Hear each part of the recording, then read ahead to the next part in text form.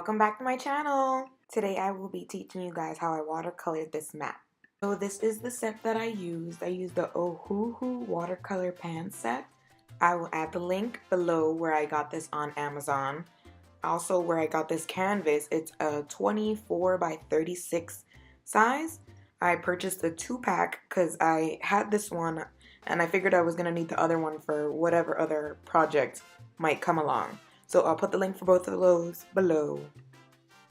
As for special pencils or any special tools with stencils or anything, I just kind of went off of a picture that I saw on my phone and I used a regular pencil and a lead pencil eraser because I just had it laying around. But I just kind of sketched, and you have to really size out how you want it to fit on your canvas and how it's going to look. That's why there's a lot of erase marks. I started with a thinner tipped brush. Not thinner, I guess, more pointed, because I wanted to get those edges in, because it's always easier, like, if you start off with a dark color, you can always blend it into, another color by just adding water. If you start off with, like, a very deep tone of that same color, you add water, and it fades into something else.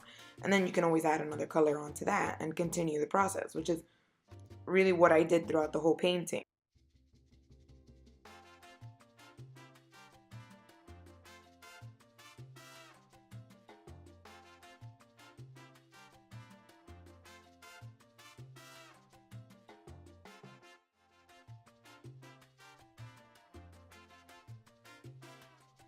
I apologize that you guys can't see the whole picture.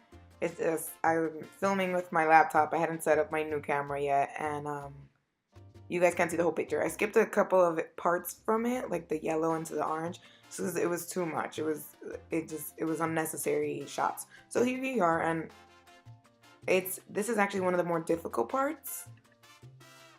I found it very hard to transition from like the red into the orange, and then even to get from red or from purple to red. It was just like, I know my rainbow colors, it was so hard for this. I don't know why. And I kept adding water and blending it in, and making it darker in some areas, but it just wasn't going as smooth as I wanted to.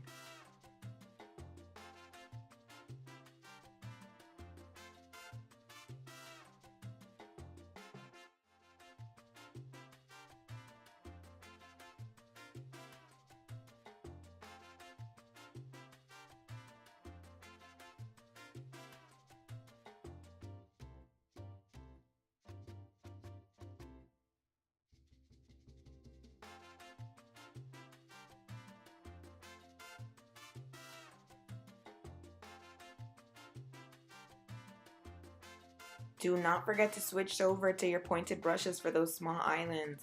Super, super important. Because it's like impossible to get those outlines with like a thicker brush, and then it just becomes a big blob if you don't really watch those edges.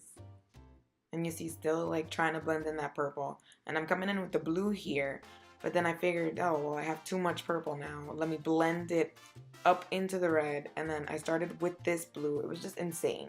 At this point, I was just like, let me just get some color transition. I'm gonna work with what I have.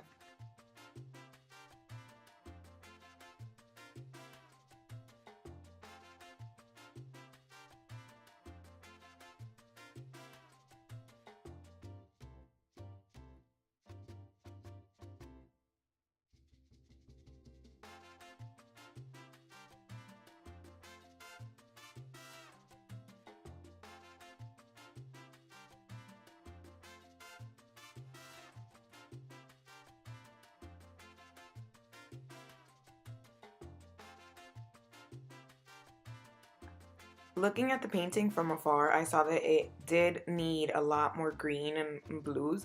So I went in afterwards, and you can see me blending those in and even making my yellows a lot darker.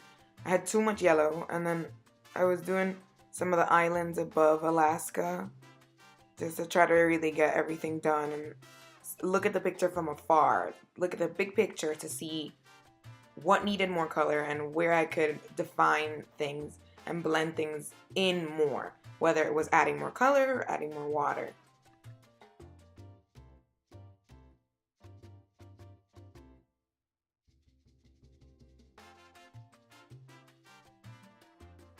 Alrighty guys, this is the finished product after some small adjustments, some details here and there. This is what my desk looks like. Thanks for watching. Please subscribe, thumbs up, do whatever you have to do. You can even follow me on Instagram. It will be awesome. Thank you for being on my channel.